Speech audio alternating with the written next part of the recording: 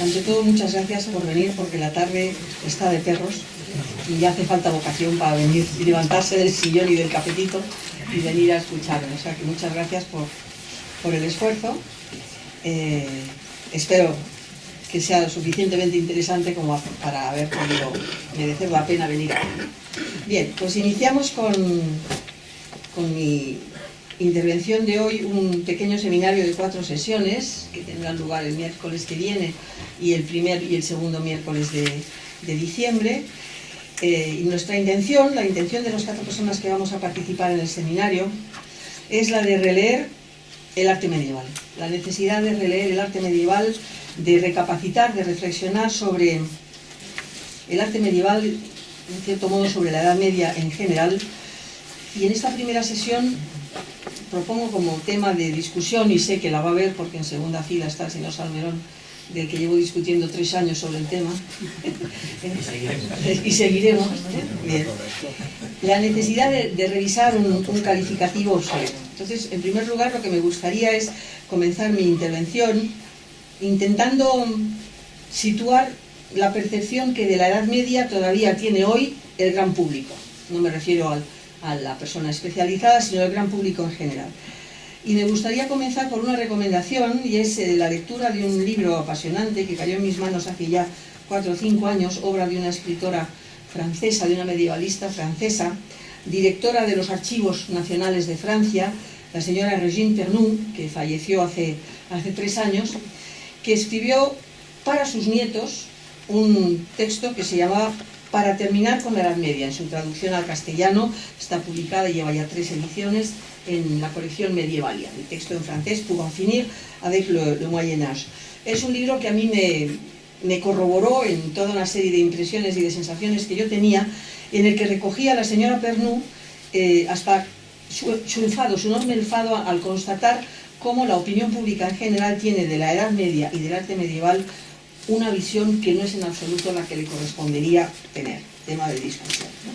Bien, entonces, si les parece, vamos a empezar por algo tan didáctico como puede ser echar un vistazo a lo que dicen nuestras grandes enciclopedias, esas grandes enciclopedias con las que nosotros nos hemos formado antes que la web y las páginas web y Wikipedia inundaran nuestras vidas, y que yo realmente he de decir que he hecho mucho de menos. La consulta de Larousse, la consulta de la Enciclopedia Británica, la consulta de una de las magníficas obras culturales que nuestro país ha dado a luz, que es el Espasa, que es una magnífica obra que debería de actualizarse y de ponerse en vigor. ¿Qué dicen sobre Edad Media? He puesto en pantalla para que podamos seguir mejor la definición. La Enciclopedia de la Edad Media es un periodo de la historia del mundo situada entre la antigüedad y la época moderna. Es un territorio, sociedad, que evoca este periodo histórico desde una perspectiva de un estado arcaico y de una carencia de desarrollo. Y termina la definición con una expresión: este país es la Edad Media, en plan, por supuesto, despreciativo. Nos vamos a la Enciclopedia Británica. Las edades medias, los Middle Ages, ¿no? El periodo de la historia de Europa, desde el colapso de la civilización romana en el siglo V después de Cristo hasta el periodo del Renacimiento. Bien, escueto, azoriniano, claro. Real Academia de la Lengua. La Real Academia de la Lengua Española, el concepto de Edad Media no consta como tal entrada. Sí consta la palabra medieval, perteneciente a la Edad Media, con lo cual tienes el típico enfado de cuando vas a consultar una enciclopedia, a buscar un sentido y te mandan a la otra palabra, y de la otra palabra te mandan a la otra palabra. Pero en esta búsqueda de definiciones, en el Espasa, por ejemplo, hace 100 años, se lee: el término Edad Media surge en el siglo XV, es decir, es un término del siglo XV, para designar un periodo que se consideraba pasado, de decadencia y oscurantismo entre 2 épocas de esplendor, la antigüedad y el Renacimiento. De todas las definiciones, yo empiezo por confesar que soy medievalista, me inclino por esta última, un término acuñado hace mucho, mucho tiempo, el siglo XV, según la mentalidad de ese tiempo, del siglo XV, y que consideraba, por lo tanto, dando a entender que no se debía de mantener esa consideración en los tiempos actuales, la Edad Media como un tiempo de decadencia y de oscurantismo, entre 2 épocas de esplendor, la antigüedad y el Renacimiento. Dejemos las grandes enciclopedias. Para el gran público, Decir Edad Media o decir medieval equivale a decir retraso, oscuridad, violencia, retracción. Es muy fácil hacer un cuadernillo recogiendo una verdadera antología de los disparates en nuestro hablar diario y en los medios de comunicación, en lo que no hacemos más que recoger expresiones que apuntan en este sentido. Ya no estamos en la Edad Media. Esta persona tiene una mentalidad medieval. Esto supondría un retroceso a la Edad Media. Cada vez que hay una reivindicación de cambio no atendida por un sindicato, por un grupo de presión, cada vez que hay un comportamiento que no responde a criterios que sean obsoletos, o cada vez que se constata un retroceso frente a lo que se supone actual, lo que se supone correcto, lo que se supone deseable, se utiliza el término medieval. Y si consultamos entre nuestros escolares de secundaria, ¿qué piensas de la Edad Media? ¿Tú qué sabes de la Edad Media? Pues la contestación es clarita. Un grupo de señores feudales que se pasaban la vida guerreando, destrozando las tierras de los campesinos y sembrando la muerte. Esta es la definición de lo que se considera la Edad Media. Conclusión: Edad Media, matanzas. Edad Media, epidemias. Edad Media, hambrunas. ¿Pero qué estamos haciendo? ¿De qué estamos hablando? ¿No va a quedar en nosotros una mínima capacidad de autocrítica? ¿Cómo es posible que en siglo XXI suceda esto? Porque si nos detenemos en la historiografía del arte, nos damos cuenta de que a lo largo del siglo XX una larga serie de historiadores de gran renombre han aportado grandes investigaciones que han demostrado científicamente que este calificativo y esta apreciación de lo medieval como matanza, epidemia, hambruna, destrucción, está totalmente obsoleto. Pero lamentablemente estos estudios no han llegado al gran público, han quedado colgados en el éter para el conocimiento de los grandes especialistas, y el gran público los desconoce. En el campo de la historia del arte y de la cultura sucede otro tanto. Hay un verdadero divorcio entre los avances de las ciencias históricas y los textos divulgativos que solemos manejar, que o no se han actualizado en absoluto o apenas se han actualizado. Y eso que la gente viaja, en un contexto muy diferente y en mayor proporción, pero como viajaba la gente de la Edad Media, que desde Lübeck viajaba a Santiago, o a Tierra Santa, o a Roma. En un siglo XXI que toma conciencia de su historia, y al visitar nuestras ciudades, que están cuajadas de testimonios magníficos de arte medieval que nos dejan maravillados, a pesar de esa maravilla, a la hora de hablar, en nuestro hablar cotidiano, expresamos ese mismo concepto negativo y despectivo con respecto a el arte medieval. Se ha convertido en una especie de hábito mental o incluso lingüístico. ¿Qué ha sucedido? Que con este desconocimiento en profundidad de la Edad Media, con este ningunear la Edad Media y despreciar la Edad Media, a lo largo de todo el siglo XIX y primera mitad del siglo XX, debido precisamente a la falta de interés y de conocimiento por esta época, una parte importante de nuestro patrimonio medieval ha desaparecido o bien ha reaparecido en otro lugar, fruto de transacciones que no hacen sino mostrar la mínima valoración que de estas obras medievales se hacía en ese momento. En pantalla tenemos uno de los espacios del Museo de los Claustros de Nueva York, en donde, en el año 1957, se reconstruyó el ábside de la iglesia segoviana de San Martín de Fuentidueña, siglo XII, Alta Edad Media, acompañada de una serie de esculturas, de tallas, en piedra, en madera dorada y policromada, procedentes de otros tantos sobrados de sacristanes que las habían guardado en lo alto de sus iglesias y a las que se llegó por medio del mercado de las antigüedades. Eso ha provocado una fuga de nuestro patrimonio de arte medieval enormemente importante, que es explicativo y específico de una falta de interés por esta etapa. Lo que necesitamos hacer es plantear un estudio inteligente de nuestra historia para intentar anular este tópico, porque todavía hoy, para la mayoría, la Edad Media es ignorancia, es subdesarrollo y es embrutecimiento. ¿Cómo hemos llegado hasta aquí? ¿A qué se llama Edad Media?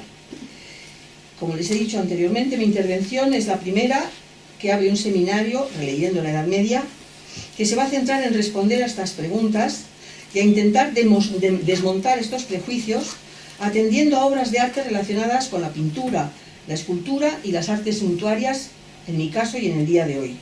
En la próxima sesión del miércoles 27, el doctor Montplet, profesor titular de la UCM, tratará de la arquitectura medieval. Y en las dos siguientes, ya en el mes de diciembre, las profesoras Sandra Sáenz López de la Universidad Autónoma de Madrid y Laura Fernández de la Complutense nos hablarán respectivamente de la percepción del mundo que el hombre culto medieval tenía en su tiempo y de los enormes errores de carácter geográfico que se han atribuido a la Edad Media y que no lo son en absoluto.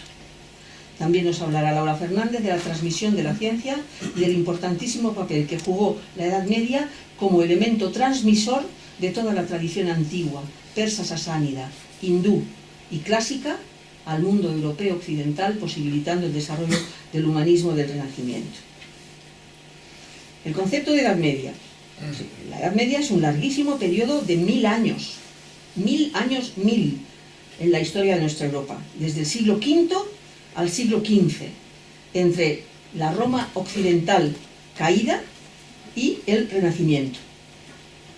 Para Vasari, arquitecto y tratadista de arte de la Italia del siglo XVI, solo existen, en sus tratados y en sus obras sobre la vida de los pintores, solo existen dos épocas a destacar, la Antigüedad y el Renacimiento.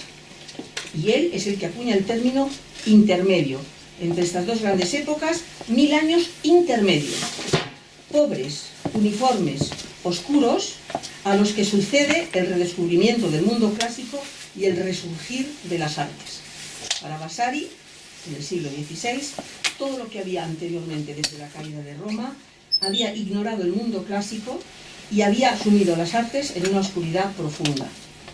Esta opinión fue emitida en el siglo XVI, muy respetable, con un carácter despreciativo, pero evidentemente desde la mentalidad de aquel tiempo, desde la mentalidad de aquellos hombres. Hoy las cosas han cambiado y la ciencia ha demostrado que no es así, pero este juicio trasnochado sigue vigente, lo que al menos debería empujarnos a utilizar este calificativo de una manera práctica, porque todos sabemos de qué estamos hablando, pero siempre entrecomillándolo, para especificar que se trata de un convencionalismo trasnochado, pero que ya carece de su sentido etimológico. Por supuesto que nada más lejos de mi intención que infravalorar las dos grandes épocas entre las que lo medieval se inserta. Pretendo, todo lo contrario, ensalzarlas, pero ensalzándolas pretendo también al mismo tiempo desmontar algunos clichés que han podido condicionar y reforzar esta opinión para que, una vez desmontados estos clichés, podamos valorar como corresponde el arte de un tiempo esencial de nuestra historia y un tiempo esencial para la configuración de la Europa que vivimos hoy. Empecemos, por ejemplo, con... Aquí les he traído otro ejemplo de huidas de obras señaladísimas, que por falta de interés por lo medieval no están donde deberían de estar, en el entorno hispano, y que están fuera, en la Biblioteca Británica. Este códice maravilloso, este Haggadah, estas historias que se narran entre el pueblo judío para celebrar la fiesta de Pesach, la fiesta de Pascua, iluminadas probablemente en Cataluña en el siglo XIV. Bien, pasemos, como les decía, al concepto de la Edad Media. La Edad Media no da la espalda a la antigüedad. Primera afirmación. Todo lo contrario. En tiempos muy difíciles, de asentamiento de pueblos nuevos, venidos con otra cultura, con otra tradición, desde zonas muy lejanas, la Edad Media fue capaz, incluso en los tiempos más oscuros, de preservar la antigüedad clásica. La presencia de la antigüedad es una constante a lo largo del arte medieval. Y saliéndonos de esa etapa oscura de invasiones europea, si nos vamos a Bizancio, si nos paramos a pensar un momento, Bizancio es el antiguo imperio romano de Oriente, Tras la escisión que se produce en el siglo IV, en plena decadencia de Roma, en dos grandes bloques, mientras que la Roma occidental cae bajo diferentes presiones y de distinto tipo, las provincias del Imperio Romano de Oriente, que eran Roma también, y eran legado fundamentalmente de Roma, van a ser continuadas en todos sus elementos hasta la caída de Constantinopla en manos de los turcos en 1453. Y hay elementos enormemente significativos a este respecto. Por ejemplo, en la larga serie de títulos que detentaban los Basilei de Bizancio, desde el siglo VI, el primero de ellos era Basileus Romaion, es decir, emperador de los romanos. Y cuando surge el Islam, un siglo después, y se expande y es el vecino peligroso de ese Bizancio heredero de Roma, para el Islam y en árabe, los bizantinos son los rumís, es decir, los romanos. A través de Bizancio se conserva, se traduce y se implementa todo el saber de la antigüedad clásica. Permítanme que me detenga en un ejemplo en esta magnífica diapositiva que tienen ustedes en pantalla. Se trata de una de las más de 20 páginas iluminadas, a toda página, de un códice que se conserva en la Biblioteca Nacional de París, en la Bibliothèque Nationale de France, que se conoce con el nombre del Salterio de París. Es un libro de salmos, escritos por el rey David, bellamente ilustrado en 20 de sus páginas, con miniaturas a toda página, y aquí tienen ustedes uno de estos ejemplos. Es una obra hecha en Constantinopla, en el siglo X, es decir, en los años 950-960, y en el que, para ilustrar el comienzo del códice, aparece el autor de los salmos, es decir, el rey David, con su lira, inspirándose nada más y nada menos por una serie de personajes de tradición mitológica pagana, como la musa que está sentada a sus espaldas, soplándole al oído la inspiración divina de esos salmos en honor a Dios. Y fíjense que esta escena, aparte de estar plagada de referencias clásicas, como la personificación del dios río, la personificación de la musa, se encuentra ubicada en un magnífico paisaje naturalista, con una perspectiva, con ilusión perspectiva, en la que los fondos aparecen difuminados por efectos de la perspectiva aérea, y aparece cuajada de personajes con un canon de proporciones absolutamente correcto, con unos esfuerzos y unas posturas perfectamente ubicadas en el espacio. El lenguaje pictórico de la Roma en su plenitud está totalmente vigente en estos scriptoria de Constantinopla de la dinastía macedónica en pleno siglo IX. Bizancio conserva a Roma en sus bibliotecas. Bizancio traduce, Bizancio implementa y Bizancio mantiene, pero también evoluciona. Porque no es lo mismo la sociedad recientemente cristianizada del Bajo Imperio Romano, con una dosis de paganismo inherente en sus genes todavía, que la sociedad cristianizada y teocrática del Imperio Bizantino de 2 siglos o 3 siglos después. Y lógicamente ese legado que artistas van a poder plasmar en códices para las bibliotecas de Constantinopla o de las grandes ciudades del Imperio Bizantino tiene que ser un lenguaje diferente a la hora de ser plasmado en la base de las cúpulas de los monasterios bizantinos del mismo momento. A las afueras de Atenas, camino de Eleusis, se encuentra el gran monasterio de Dafni, un edificio del siglo XI bellamente ilustrado con una cúpula con mosaicos donde aparece Dios Todopoderoso rodeado de las 4 formas del tetramorfos. Y en las trompas, en los huecos de las trompas que dan paso del cuadrado al círculo de la cúpula, aparecen distintas escenas de la vida de Cristo, en este caso la transfiguración. Pero aquí tienen ustedes un mosaico, técnica romana, que se va a perpetuar en Bizancio y en algunas partes del Islam, creando un lenguaje figurativo que necesariamente tiene que ser diferente, porque el contexto ha cambiado. Y porque ya no se pretende un Cristo que sea un bello Apolo, hercúleo y bellísimo en sus proporciones. Interesa captar el mensaje del personaje transfigurado, en el que prima más la espiritualidad y el concepto que la belleza formal. Y Bizancio tiene un lenguaje dual, que oscila desde un clasicismo absolutamente vivo a un lenguaje propio creado para una sociedad en concreto.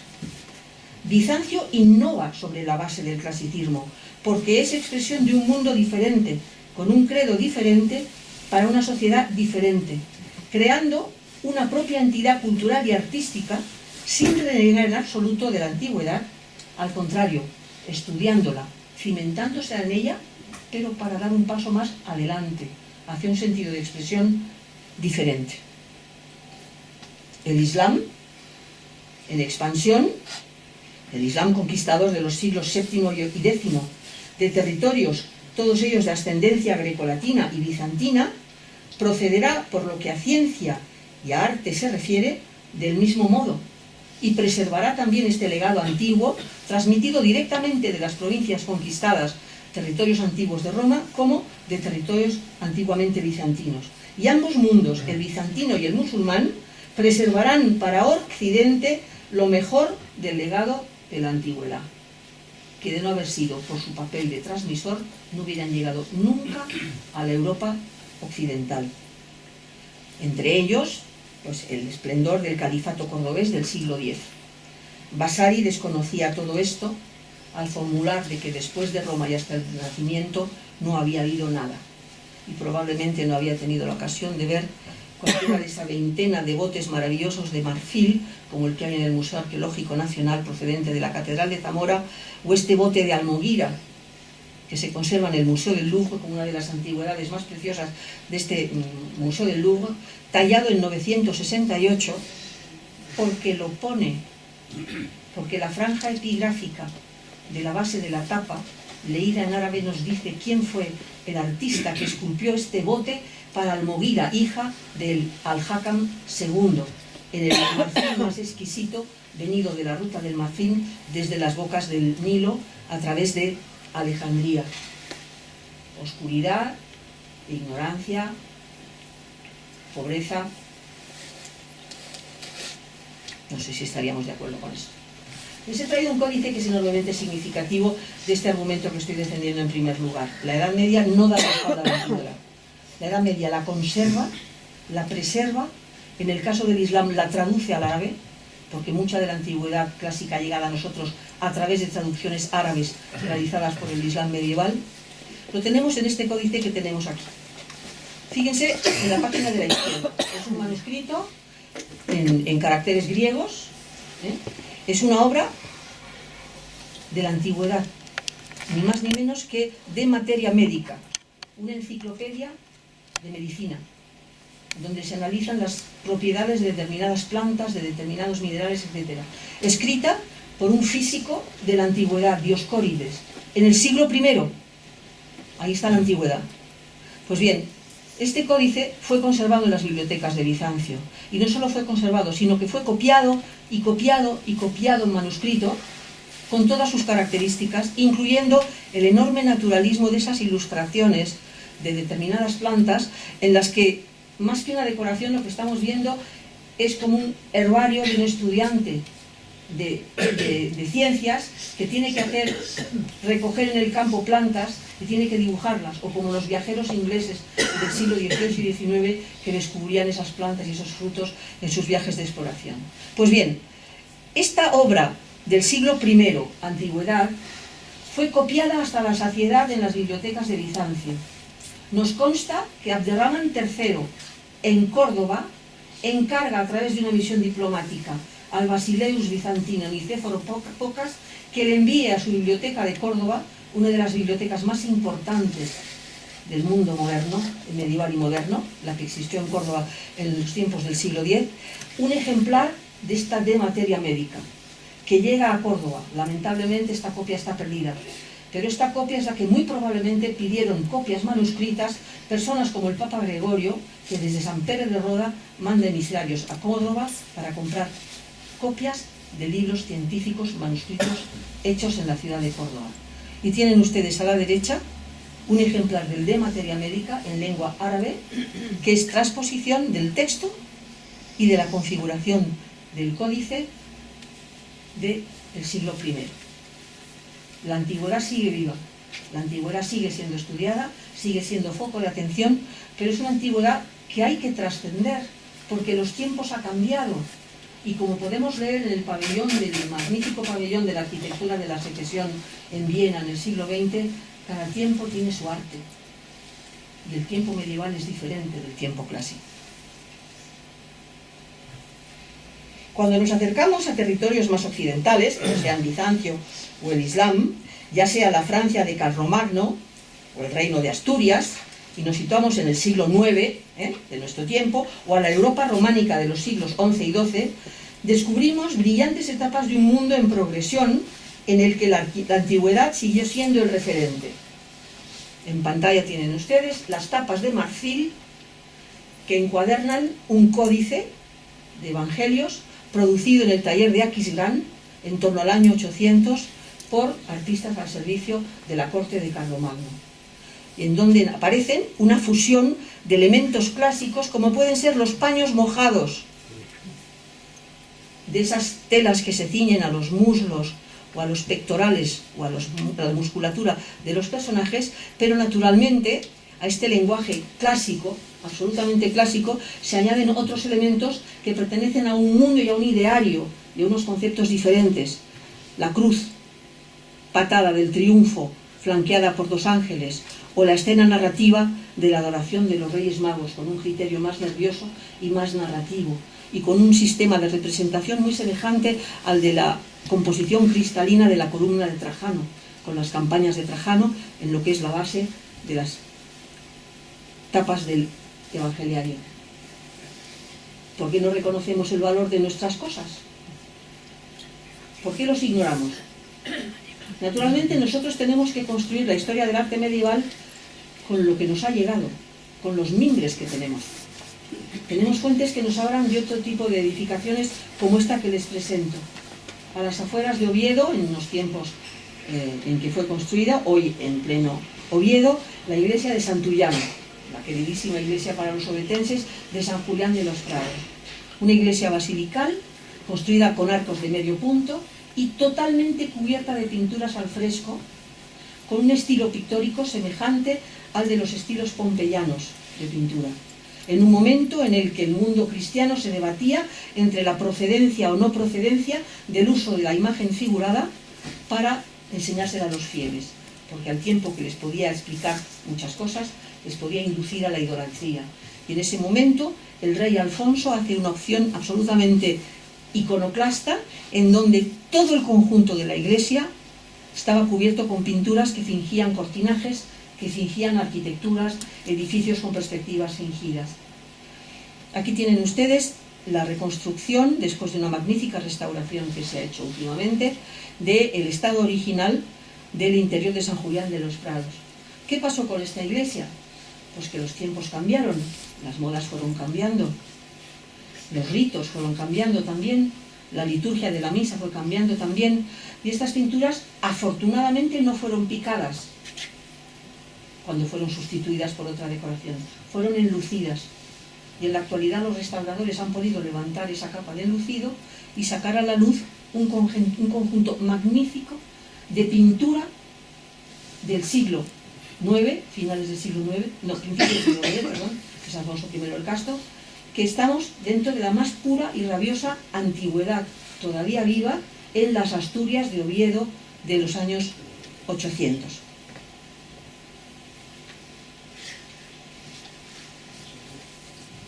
Erwin Panofsky, en su ineludible obra, que yo les recomiendo, Renacimiento y Renacimientos en el arte occidental, un texto que fue escrito en 1952, con el título de su libro, quiere llamar la atención sobre este tema. ¿No sería mejor hablar de renacimientos a lo largo de la historia? ¿De renaceres de cultura? ¿Por qué aplicarlo y circunscribirlo a un momento muy concreto, que es la Italia de principios del Cinquecento? ¿Por qué no hablar de fases a lo largo de esos 1000 años de Edad Media, en donde hubo renaceres, renacimientos de clasicismo, en donde tendríamos que meter el libro de El Salterio de París, donde tendríamos que meter las pinturas de San Julián de los Prados, donde tendríamos que meter los marfiles de Carlomagno? Un cronista del siglo XII, Bernardo de Chartres, acuñó en una de sus crónicas una descripción perfecta de la cultura de su tiempo, del siglo XII. Somos unos enanos subidos a hombros de gigantes. Los gigantes es el saber antiguo. La Edad Media somos los enanos. Somos unos enanos que estamos subidos a las espaldas de gigantes. Pero permítanme, siguiendo el consejo de Erwin Panofsky, que yo diga, somos enanos subidos a hombros de gigantes para ver más lejos, para ver más allá y presentar un arte diferente. Para la Edad Media, la antigüedad era una inmensa riqueza que debía conservarse y estudiarse, pero para, partiendo de ella, innovar y crear un lenguaje artístico propio, expresivo de un mundo diferente. Por el contrario, para la sociedad del Renacimiento de Vasari, la antigüedad era un modelo a imitar, desde el absoluto convencimiento de que el clasicismo antiguo había alcanzado la perfección. ¿Pero de qué antigüedad estamos hablando? De una antigüedad muy pequeñita. No estamos hablando de los 800 años de arte romano. Estamos hablando de los tiempos de Pericles y de Fidias en el siglo V griego y de los tiempos de la Roma de Augusto. Eso es lo que para Vasari es la perfección y es la antigüedad. La antigüedad es mucho más que todo eso. La antigüedad es esto también. La antigüedad son las tumbas pintadas de Cerveteri en un siglo VI, llenas de un arcaísmo cromático que no se parecen en absoluto a la pintura del clasicismo romano. Pero esto también es Roma. Y el sepulcro de los esposos del Museo de la Villa Giulia de Antigüedades Etrusca también es escultura romana. ¿No será que cuando hablamos de renacimiento y de perfección tenemos en la cabeza un limitado número de obras pertenecientes a un periodo de tiempo muy limitado, que son como grandes referentes, como grandes pilotes en torno a los cuales va a ir girando la historia del arte continuamente? ¿Dónde dejamos el magnífico proceso que llevó a Roma hasta ese momento de culminación en los tiempos de Augusto? ¿Pero qué hacemos con el arte de los siglos II, III y IV? ¿Qué hacemos en Grecia con el arte posterior a los tiempos de Fidias? ¿Qué hacemos con el helenismo? ¿Qué hacemos con la escuela escultórica de Pérgamo? ¿Eso no es clasicismo griego? ¿Se dan cuenta? Es decir, hemos seleccionado de una manera un tanto perversa determinados conceptos para elaborar unos conceptos que resultan evidentemente falsos. Fíjense que la autora que yo les recomendaba al principio, Régine Pernoud, recoge en su obra muchísimas anécdotas de las que ella ha sido testigo como archivera mayor de Francia, como jefa de los archivos reales, de la República Francesa. Por ejemplo, recoge una anécdota de un documento que encontró de una situación que se planteó en la República de Venecia en el año 1525. En el año 1525 la República de Venecia tiene un problema fundamental en su comercio y es la constante llegada de piratas que apresan sus naves y raptan su mercancía y colapsan su economía. Entonces se trata de fomentar en los astilleros de Venecia la creación de una nave que permita hacer frente con técnicas muy depuradas a la amenaza que suponen los barcos piratas. Pues bien, un carpintero de Ribera, es decir, en la magnífica terminología en castellano de estos oficios, de estos viejos oficios, ¿no? Un carpintero de Ribera presentó un proyecto de una nave que fuera capaz de aguantar los envites de esa marina pirata, ¿no? Pues bien, el proyecto fue desechado por las autoridades de Venecia para elegir en su lugar una imitación tal cual de un quinquerreme romano ideado por un humanista de moda en la Venecia de 1525 llamado Faustus. Por supuesto, el quinquerreme se fue a pique en cuanto lo votaron. Otra anécdota.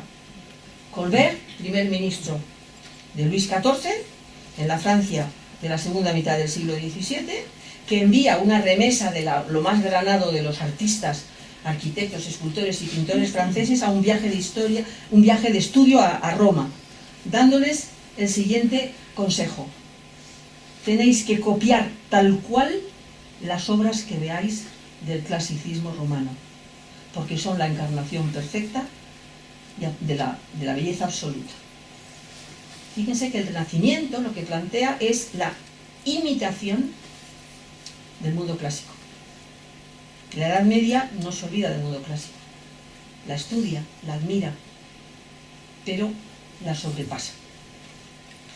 No cesó de beber en las fuentes de la antigüedad, pero sin considerar que las obras del clasicismo antiguo fueran arquetipos intocables. Y nosotros en nuestro país tenemos un ejemplo magnífico y muy temprano.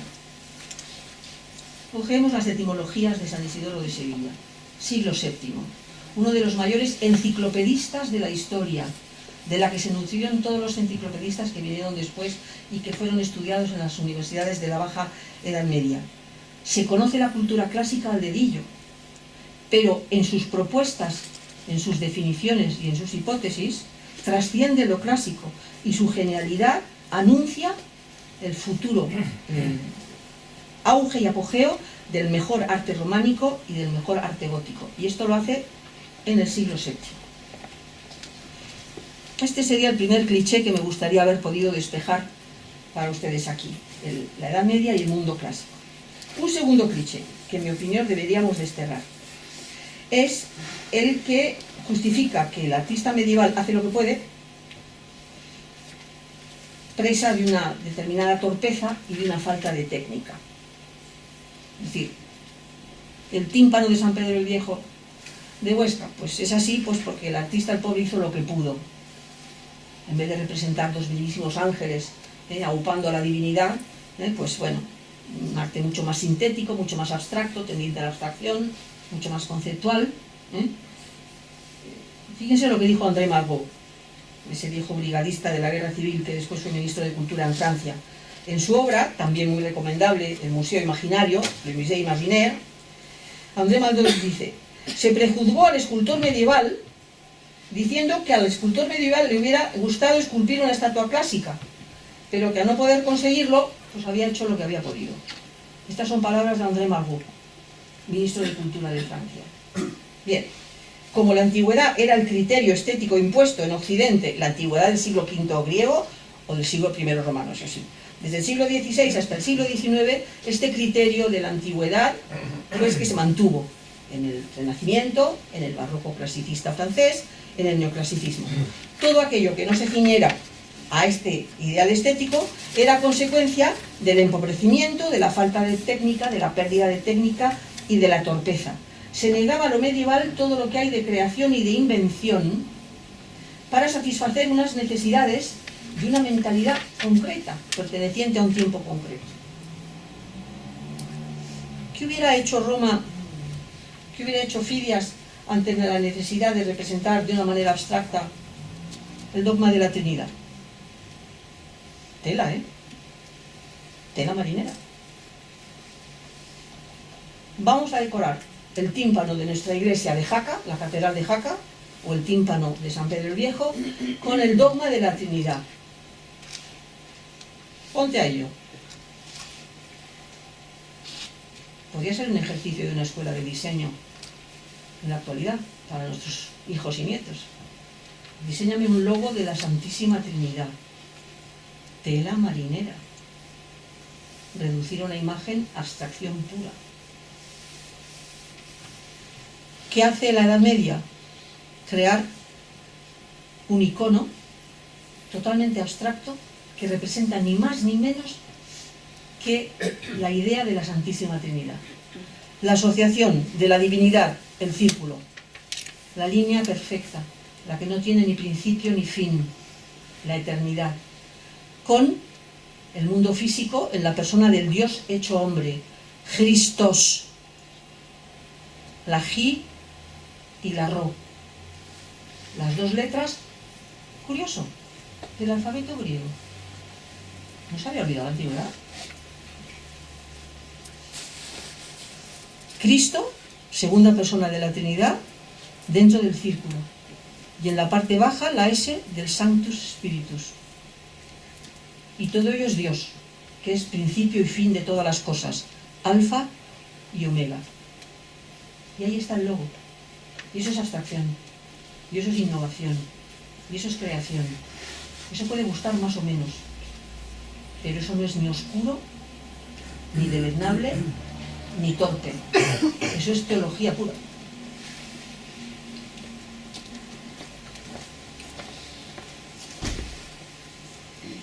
La realidad fue muy distinta y técnicas muy sofisticadas de análisis lo han demostrado. Curiosamente, el protagonismo del color de la obra medieval está más cerca de la realidad estética de las esculturas de Fidias que la realidad falseada de una plástica carente de él. Parece que da un pequeño salto en las imágenes. Fíjense, por ejemplo, refectorio de Santa María de Huerta, transición del siglo XII al siglo XIII, una de las bóvedas más bellas del primer gótico europeo. Aquí no hay innovación. Estas bóvedas no figuran en los libros de Vitruvio. Los libros de Vitruvio estaban en las bibliotecas de los hombres sabios de la Edad Media, pero la bóveda de crucerías Espartita no está en los libros de Vitruvio. Esto es innovación y no estamos en los tiempos modernos de la práctica y de la ciencia empírica. Estamos en la Soria de principios del siglo XIII.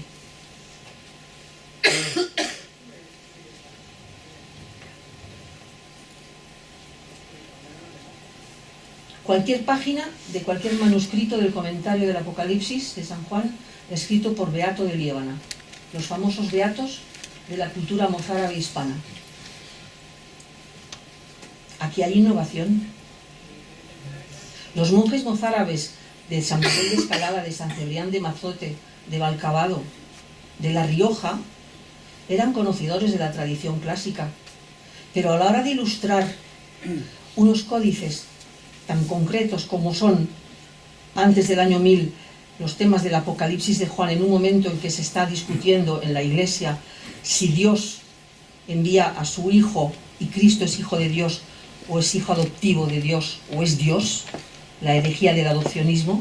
Fíjense que en este momento se constituye como un auténtico bestseller, podríamos decir, el comentario del Apocalipsis del monje beato, escrito en la Liébana, en el siglo VIII en Asturias, del que se van a hacer numerosísimas copias, las más antiguas conservadas ya del siglo X, bellísimamente iluminadas, con un tipo de iluminación que rompe todos los esquemas de los historiadores del arte y que fue ignorado y ninguneado por los historiadores de la pintura hasta que llegamos a finales del siglo XIX y nos demos cuenta de que las primeras vanguardias estaban proponiendo un discurso gráfico muy parecido en sus formas. Unas páginas en donde lo importante es transmitir un mensaje directísimo, claro, expresivo, dándole al color la mayor fuerza expresiva que tiene y dejando que forma, belleza formal, proporción, armonía pasen a un segundo plano, porque lo importante es el terror al juicio final, el terror al Apocalipsis en un tiempo muy concreto, justo antes del año 1000. Fíjense que esta manera de ilustrar los beatos, característico de los escritorios llamados mozárabes de la España, de la meseta norte y del siglo IX y del siglo X, causarán furor en el resto de Europa y trascenderán las escuelas hispanas, de manera que se harán copias de estos beatos al norte de los Pirineos, incluso en Inglaterra, reproduciendo una parte de esta realidad abstracta, totalmente conceptual y mucho más próxima de la estética del siglo XX que de la antigüedad. Ahí está ese doble lenguaje de la Edad Media. Bien, después de este salto, que les pido disculpas de comentario de estas diapositivas, otro cliché fundamental. Nosotros concebimos la estatuaria griega como una estatuaria en blanco y negro y la arquitectura griega como una arquitectura en blanco y negro. Y los arqueólogos han descubierto recientemente que esto es falso, porque la mejor arquitectura clásica y la mejor escultura clásica estaban todas ellas pintadas.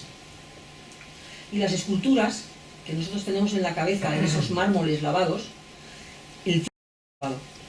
Pero esos personajes tenían las pestañas pintadas y los labios perfilados y chapetas de color en sus mejillas.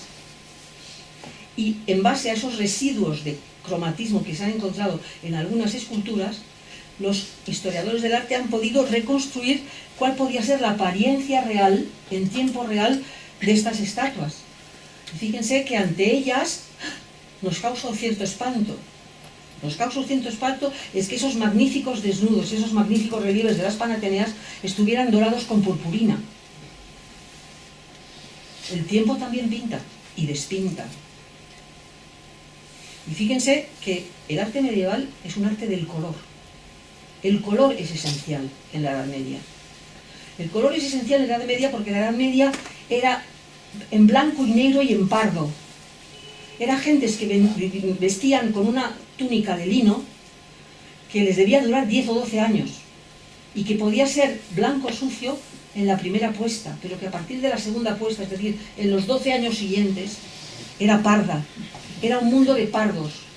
Y fíjense que el arte medieval es un arte que en el sector de la religión, lamentablemente el sector palatino no se ha conservado, como se ha conservado en el mundo islámico, por ejemplo, nos damos cuenta de que el color era esencial, porque el color es riqueza, el color es belleza.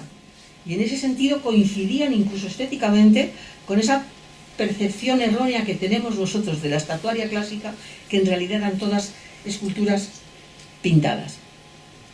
Los interiores resplandecían con las pinturas murales, con los ajuares litúrgicos brillando con sus platas doradas, con la luz de las lámparas de aceite y más tarde, a partir del siglo XIII, con las vidrieras coloreadas de sus vidrieras. Últimamente hemos sido todos testigos de la sorpresa que ha causado para el gran público el desmontar los andamios y el quitar las lonas que cubrían estos 3 años de restauración del Pórtico de la Gloria, obra del maestro Mateo en el año 1180, en donde los restauradores, con un trabajo muy concienzudo y ayudados con las técnicas más sofisticadas, han podido ir quitando capas por capas las sucesivas capas de pintura que el tiempo había ido acumulando para llegar a una primera capa del año 1180, que es la que han conseguido dejar en el pórtico tal y como lo podemos ver hoy en día. Y fíjense ustedes que esas profetas de las jambas del Pórtico de la Gloria, que dan acceso a ese centro de espiritualidad al que caminaban millares y millares de peregrinos desde todos los puntos del mundo conocido, se encontraban ante estos personajes que ustedes me dirán tienen un canon de proporciones absolutamente correcto, un estudio del modelado y de los plegados absolutamente correcto, una individualización de caracteres, jóvenes de pelo rizado sonriente, hombres maduros de largas barbas, hombres ancianos arrugados, y todo ello bañado y representado por el color.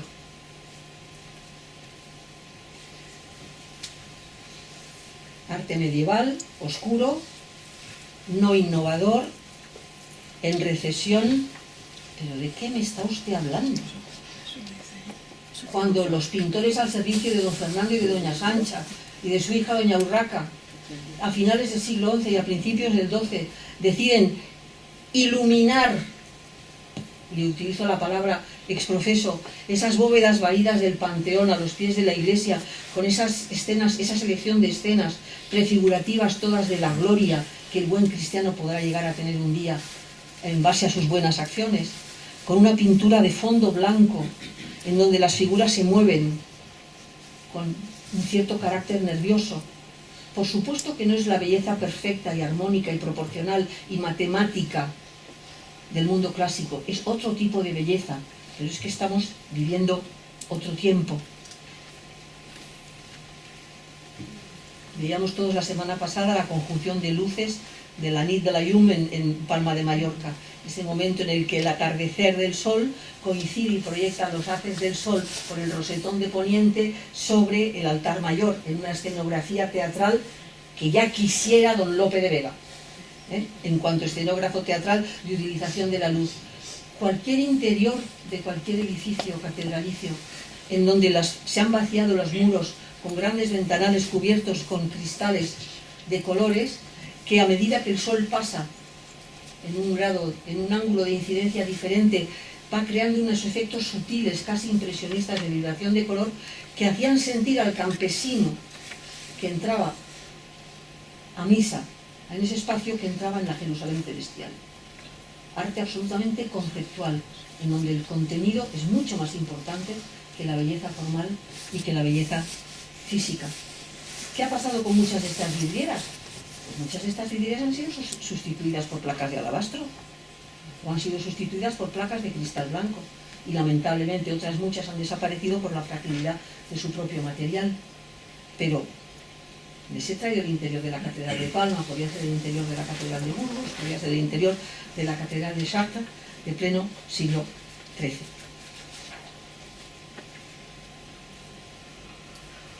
Hay capítulos del arte medieval, como les decía, en el que el color adquiere un absoluto protagonismo, siendo el vehículo expresivo esencial del mensaje que se quería transmitir, mucho antes que un dibujo bien ejecutado, una correcta proporción o la representación misma de la realidad. Museo Nacional de Arte de Cataluña. Frontal de Avià, la tabla que decora el frente de la mesa de altar que veían los fieles cuando asistían a misa, y miraban lo que estaba haciendo el celebrante, la Virgen con el niño.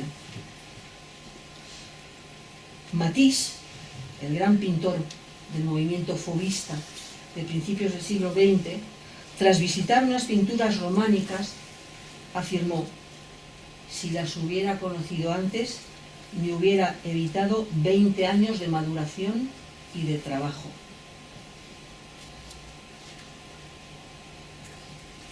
La señora Matisse, o la línea verde, el retrato de su señora. Formado en la más estricta Academia de Pintura del París de finales del siglo XIX, que opta por pintar una pintura diferente para un mundo diferente, un mundo nuevo, una expresividad diferente, en donde da incidencia fundamentalmente a la libertad del pintor para crear en base a conceptos como el valor expresivo del color. Lógicamente, el arte medieval empezó a ser redescubierto coincidiendo con las vanguardias de principios del siglo XX. Lamentablemente, la obsesión monócroma de esa falsa percepción del antiguo significó la pérdida de un sinfín de pinturas románicas que fueron borradas, fueron picadas o fueron simplemente enlucidas, para optar por un lenguaje de cristal blanco o de grisalla. Para terminar, me gustaría hacer una breve referencia al arte del libro. La Edad Media, oscuridad, ignorancia, etc. ¿Ustedes se han parado a pensar que el libro es una creación medieval? ¿Dónde hubiéramos ido con los rollos de la antigüedad clásica?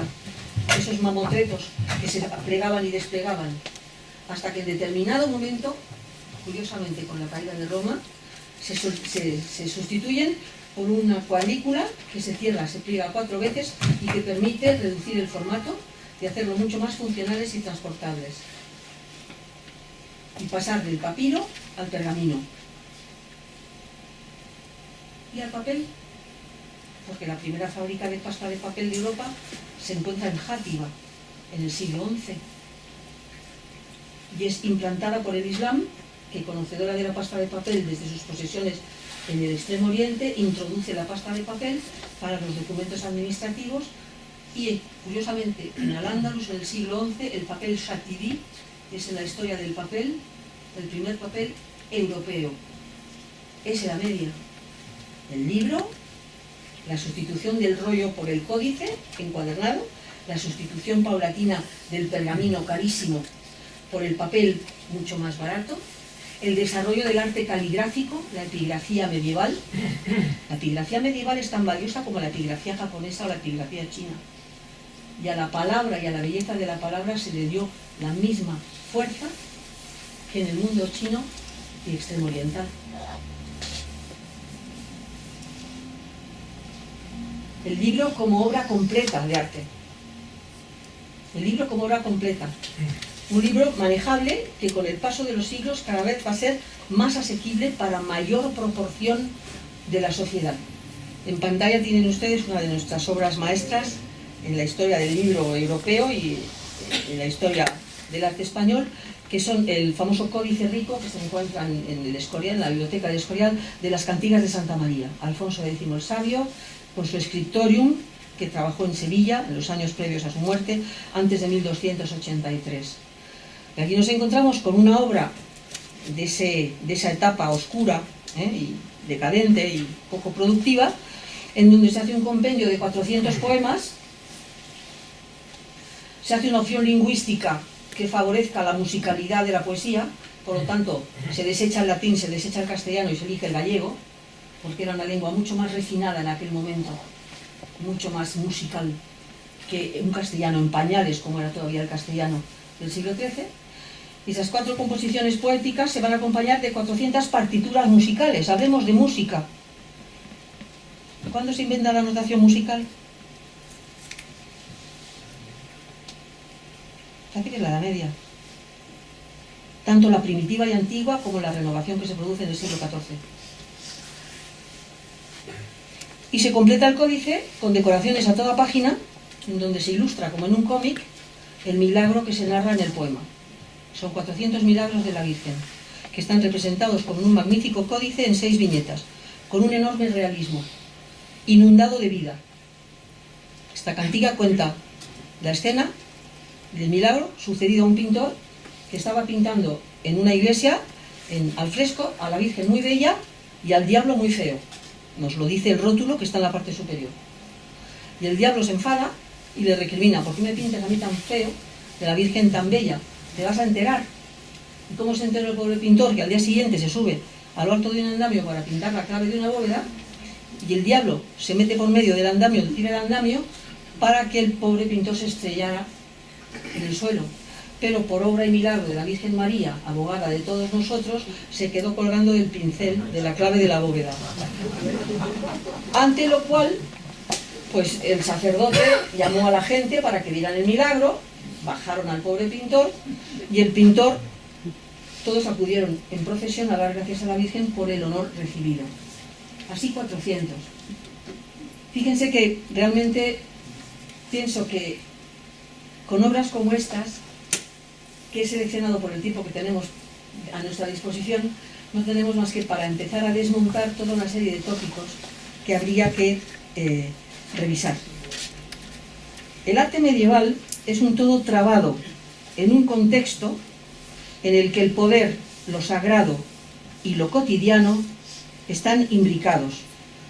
El artesano, el constructor, sabe poner su sentido creador al servicio de las formas necesarias de su mundo, un mundo que progresa desde la sociedad feudal y lo sagrado hacia el mercantilismo urbano y el poder compartido por las monarquías, la Iglesia y la burguesía. Es un nexo esencial en nuestra Europa entre la herencia del mundo antiguo y el hombre de la edad moderna.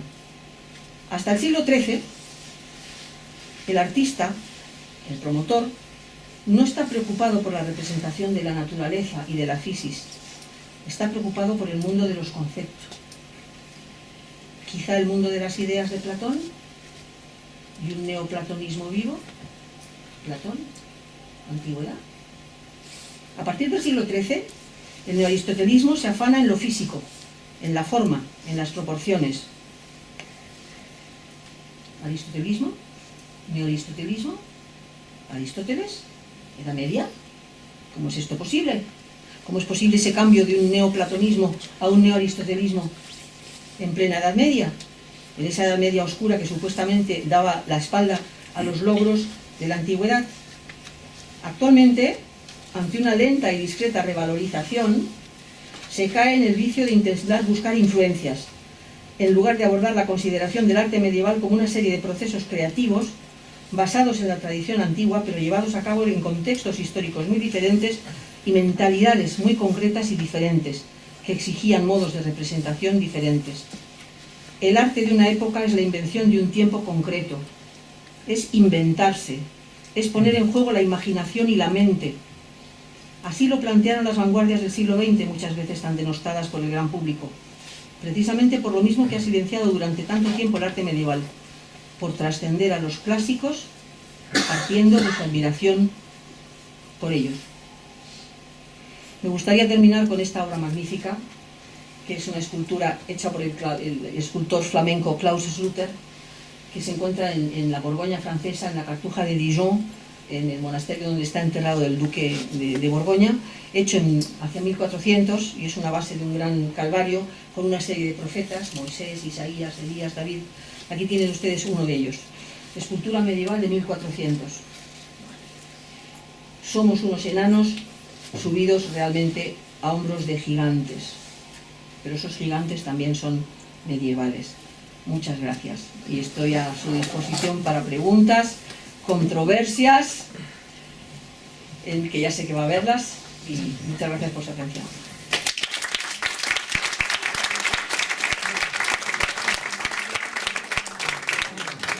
ver, señor Salmerón. A ver, no estoy absolutamente de acuerdo con el planteamiento que has hecho desmontando toda la teoría del oscurantismo medieval. El oscurantismo medieval existió y de una forma tremenda, del siglo V hasta el siglo IX, más o menos. A partir del siglo XI es otra cosa. A partir del siglo XI se produce el esplendor romano. Tú nos estás enseñando ahí continuamente cosas desde los siglos X en adelante. Nadie te lo discute. Lo que estamos diciendo del oscurantismo profundo es el que se produce a la caída del Imperio Romano en el siglo V y hasta el siglo X, en que lo único que existía era una Bizancio pujante. Estoy hablando siempre de Europa Occidental, claro. ¿Por qué? No, estoy hablando de Europa Occidental. ¿Por qué? Bizancio, el oscurantismo afectó a Europa Occidental. El antiguo Imperio Romano de Occidente cayó en manos de unos pueblos bárbaros. Bárbaro era extranjero, pero es que además de extranjeros eran muy brutos. Y entonces se cargaron... San Isidoro de Sevilla. Sí, bueno, San Isidoro de Sevilla fue una excepción porque es que hay excepciones. San Leandro. Claro, te voy a decir las excepciones. San Isidoro de Sevilla, por supuesto, era un legado de saber antiguo impresionante. Ese saber antiguo se había concentrado en algunos monasterios. Y en el caso de San Isidoro de Sevilla, era un gran erudito conocedor de la antigüedad clásica, porque en esos monasterios y esos reductos aislados se había mantenido el estudio de los clásicos. Por supuesto que sí. Eso no lo discute absolutamente nadie. Pero en unos ámbitos muy limitados. O sea, en el momento en que los pueblos germánicos entran en Europa occidental, vamos a olvidarnos de Bizancio, vamos a olvidarnos del Islam. Eso es otra cosa. Aquí estamos hablando de Europa occidental, no, para que nos entendamos. Yo no. No, bueno, es que tú cuando descalificas todo el oscurantismo, parece que descalificas de que en Europa occidental pues no pasó nada. No, perdón, vamos a ver, ahí sí que me gustaría intervenir. Yo no estoy eligiendo un contexto determinado para justificar mis teorías. Yo me he formado en el medievalismo con unos maestros medievalistas que me han enseñado que uno de los conceptos fundamentales de la Edad Media es ampliar el espectro afuera de Europa. No, pero eso no tiene que ver. Yo estoy hablando de Es Europa decir, cuando occidental. hablamos... Es que en China había no, vamos a ver. Estupendo. No, es que vamos a ver, si partimos de Roma y del clasicismo romano, el 60% de la geografía romana no era europea. Y había una Roma absolutamente bárbara en la Germania, que ríete tú de los escitas del siglo III. Entonces, tendríamos que intentar encontrar un... Permíteme que te exprese mi idea. O sea, vamos a ver, estoy hablando de Europa occidental. En Europa occidental se produjo un apagón. Pero si eso yo no lo discuto. Claro, pues es que de eso estamos hablando. Pero si yo reivindico la necesidad de actualizar un término, de entrada, medieval es hasta el siglo XV. Entonces, ya el señor Salmerón dice que... Estoy hablando de la alta edad media. Bueno, pero es que el que reduce la Edad Media, el concepto ese de la Edad Media, si me lo permites, eres tú, con la confianza que tengo, le estoy tuteando con él. Si esto lo hemos hablado muchísimas veces, pero estamos hablando del concepto de Edad Media general del gran público, tal y como aparece definido en el Larousse, en la Enciclopedia Británica y en el Espasa. No soy yo. Entonces, uno de los primeros elementos que habría que desterrar es ese concepto eurocéntrico de la historia del arte. No somos el ombligo del mundo. Lo fuimos en momentos concretos, pero no somos el ombligo del mundo. Y no te quiero decir nada si nos vamos al siglo XXI. Entonces, Edad Media es Bizancio, porque Roma es Bizancio. Y porque el 60% de la geografía del Imperio Romano no es europea, es Túnez, es Siria.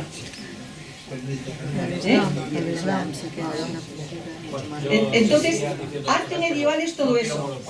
Y además, incluso haciendo hincapié en la idea de que la Edad Media es un paréntesis oscuro, habría que matizar, porque en toda secuencia cultural y de civilización hay vacas flacas y vacas gordas, también en el arte de Roma, porque después del siglo II una decadencia, pero poquito, poquito a poquito, pero No. realmente hasta llegar a la ¿Por qué se desprecia de Roma todo lo que no sea la consecución del canon clásico? Lo que yo quiero hacer hincapié es en el daño que pueden hacer las palabras.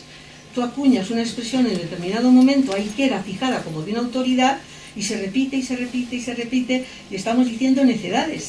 Estamos diciendo necedades. No, lógicamente, en 1000 años hay secuencias evidentemente más ricas que otras, que son más pobres. Pero incluso en los tiempos oscuros, ¿por qué sacas del concepto medieval a Bizancio y al Islam omeya y al omeya basí? La gente que vivía en el mundo occidental no tenía ningún contacto con Bizancio. Y has hablado de, por ejemplo, San Julián de los Prados se edificó en el año 800.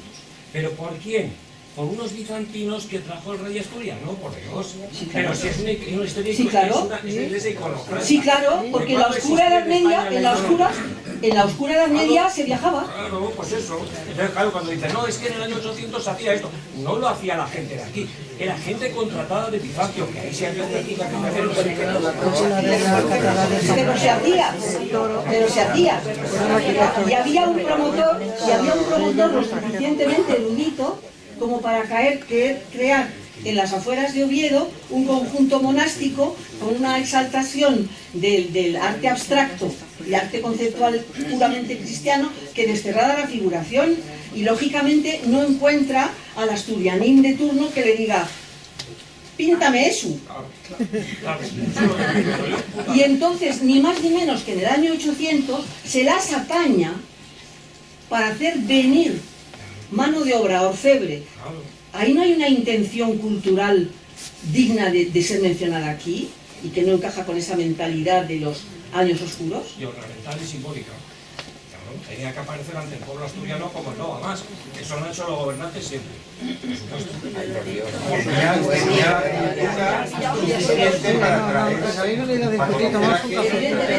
Evidentemente. Es decir, a medida que entras en profundidad en el estudio de las cosas, te das cuenta de que las palabras tenemos muchas veces que entrecomillarlas, y que evidentemente hay zonas oscuras, pero esas zonas oscuras acaban en un determinado momento. Y están plenísimamente justificadas por un proceso de solapamiento de pueblos, de invasiones, de superposición de pueblos extranjeros con culturas diferentes que se meten en las tripas de nuestra sociedad.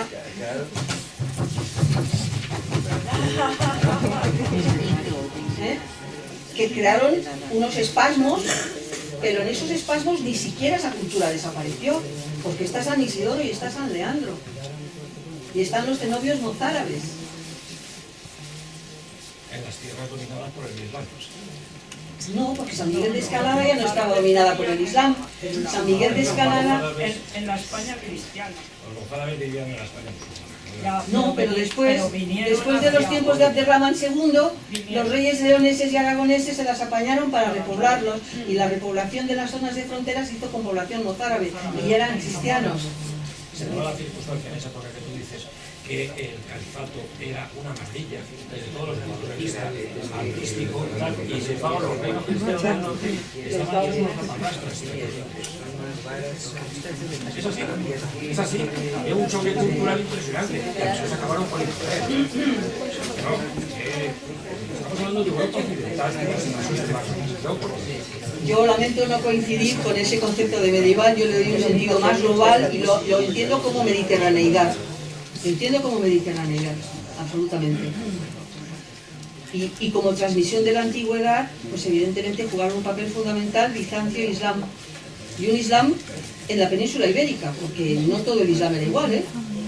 O sea, Córdoba mandaba muchísimo más que todos los emires y sultanes del norte de África, y eran mucho más cultos, ¿no? En fin. A ver, esta polémica enardecida que ha levantado multitudes. ¿Tenéis alguna pregunta, algún comentario que queráis hacer? Yo quisiera comentar desde mi ignorancia en este tema, pero de Regine Persnu, además de terminar con la Edad Media, acabo de releer, ya lo había leído, Leonor de Aquitania. Es verdad que ahí está situado en el siglo XII, años 1100, tal. y no solo en el arte, también desde el punto de vista histórico, cultural, y desde luego no hay oscurantismo. Es más adelante, es en el 12, pero hay una riqueza cultural, hay una preparación, hay un afán de conocer y de esto que es verdaderamente maravilloso. Aparte de que y hay una idea de innovar. Sí. Hay la idea de innovar.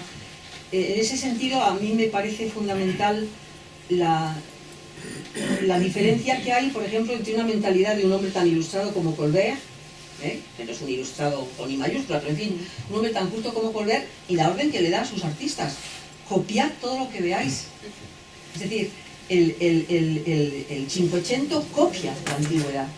La Edad Media no solo no olvida la antigüedad, sino que la utiliza, pero la utiliza para crear, en muchos aspectos, algo diferente, que puede que no sea formalmente tan perfecto, estéticamente tan bello, desde un punto de vista de un concepto subjetivo, objetivo de la belleza, y que tiende más hacia un mundo en el que, por ejemplo, otro elemento fundamental que tiene la Edad Media en su contra, y es la desacralización.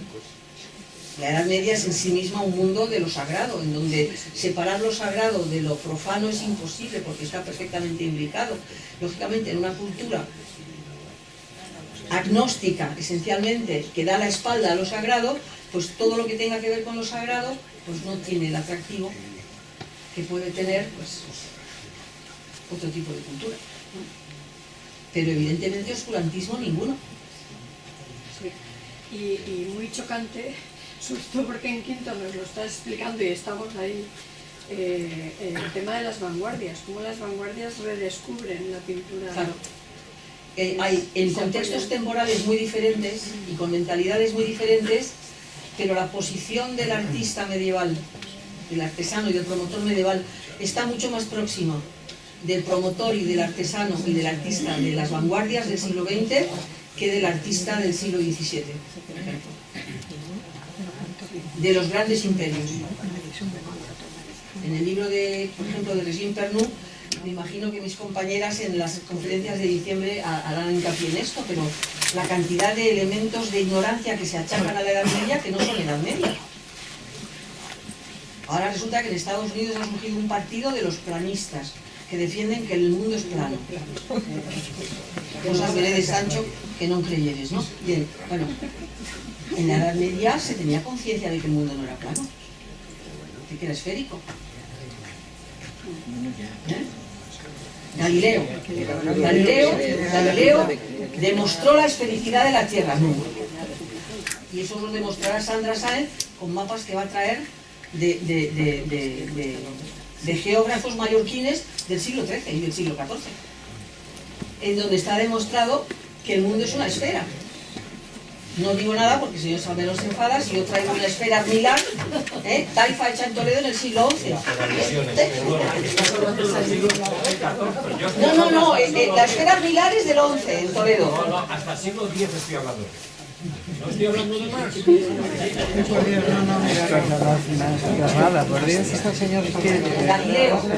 Galileo fue, dicen, muerto, ejecutado por sus teorías de la esfericidad de la Tierra, que era la primera vez que se promulgaban. Y es un comportamiento típicamente medieval. Bueno, pues Galileo no fue asesinado, fue encarcelado, porque no fue asesinado. Fue encarcelado, y no precisamente por la Edad Media, sino por el mundo moderno. Y no fue el primero en demostrar la esfericidad de la Tierra, porque la esfericidad de la Tierra, no demostrada empíricamente, pero descrita textualmente, lo tenemos en la geografía helenística, y la tenemos por influencia de la geografía helenística en la geografía medieval y en los cartularios medievales. Entonces hay cantidad de tópicos que han ido nutriendo esa idea de 1000 años de oscuridad, etcétera, ¿no? Perdón, a ver si hablo alto, es que me cuesta. Vamos a ver. Uno de los puntos criticados de la Edad Media es la influencia enorme que tiene la Iglesia sobre el pensamiento de la Edad Media. Yo no sé si es cierto o no, Sí. pero filosofía no hubo hasta Pedro Abelardo, siglo XIII.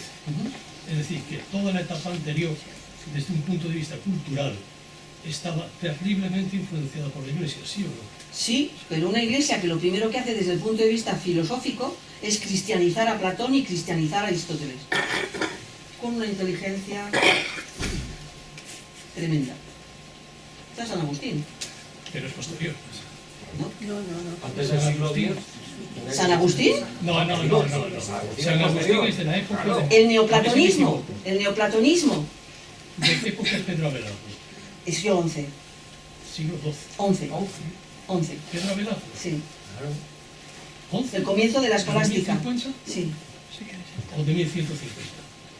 Yo creo que es siglo XI, finales del siglo XI. Bueno, es igual. Pues San Agustín es del siglo XIII. No, no, No, no, no. Este es Santo Ah, perdón, Tomás. San Agustín, perdón. San Agustín. Estaba pensando, Santo Tomás de Aquino. estaba pensando en Santo Tomás. No tiene nada que ver. Y las teorías neoplatónicas son del siglo VI, VII y VIII. Una cara risa. ¿Es de la foto? En Bizancio. Una cara risa. ¿Qué filósofo? Pero de Bizancio se extienden por toda la cristiandad. ¿Por qué circunscribir la Edad Media a una zona determinada que, desde un punto de vista de coiné, de civilización, es mucho más internacional y mucho más global de lo que nos hacemos a la idea? Por un eurocentrismo que está dentro de nuestros genes. Yo sigo haciendo la pregunta. Sí, ¿Qué filosofía dentro del Occidente, aparte de Bizancio, qué filósofo está, digamos, europeo, hay antes de Pedro Abelardo? San Agustín. no soy especialista en Sí, filosofía. de San Agustín y recoge No, es un Averroes teólogo. Avicena. Es un teólogo. Sí, claro, pero es Islam. Claro, pero viene... No, no, Claro, es que si eliminas los neoplatónicos bizantinos, y el aristotelismo hebreo y musulmán, porque es islámico, pues claro, Con la oscuridad. Terminas y no te encuentras con la oscuridad. estáis circunscribiendo la Edad Media a un territorio muy pequeño y una cronología muy pequeña. Y yo he partido de un concepto de Edad Media del siglo V al siglo XV y del entorno mediterráneo y de la globalidad mediterránea. Discrepamos. Lo hace la enciclopedia británica y el espacio. Y he partido de la opinión del gran público, no del especialista. Pero realmente, desde mi posición de medievalista, te digo respetuosamente y cariñosamente que Averroes es un filósofo medieval. Y Avicena es un filósofo medieval. Y los neoplatónicos son unos filósofos medievales. Y son anteriores al siglo XII y al siglo XI. Claro, si vamos recortando, lógicamente, no vamos a tener razón. Hay una edad terrible de asentamiento de pueblos en donde la prioridad era vivir y la sociedad estaba para pocas luces culturales. Pero eso ha pasado incluso en Roma, en grandes partes del Imperio Romano, incluso en los tiempos dorades. ¿De qué Roma estamos hablando en los tiempos de Augusto? En los tiempos de Augusto, ¿de Roma y de César Augusta y de Isbilis o de Locum en Lugo? Porque el ambiente cultural era muy diferente, ¿eh? La Roma de Lugo y la Roma de Sevilla. En creatividad, en edificios, en todo. Es decir, homogeneidad no la hay. Hay picos y brillos, y evidentemente yo incluyo mi concepto, el medievalismo que yo he estudiado y he trabajado durante 45 años, incluyen como unos capítulos brillantísimos, antes del año 1000, Bizancio e Islam, que se consideran medievales y se consideran además los goznes geográficos que ponen en contacto el Extremo Oriente con Europa y que ponen en contacto la tradición antigua con el mundo moderno. O sea, que no solo son Edad Media, sino que son un elemento esencial en la conformación de la Edad Media. Claro, si empezamos a quitar esos elementos, pues sí, va a resultar que pero eso lo puedes obtener en cualquier escuela y en cualquier zona cultural y en cualquier capítulo de la historia de la cultura. No hay una globalidad. No lo sé. Bueno, muy discutible. Muchas gracias.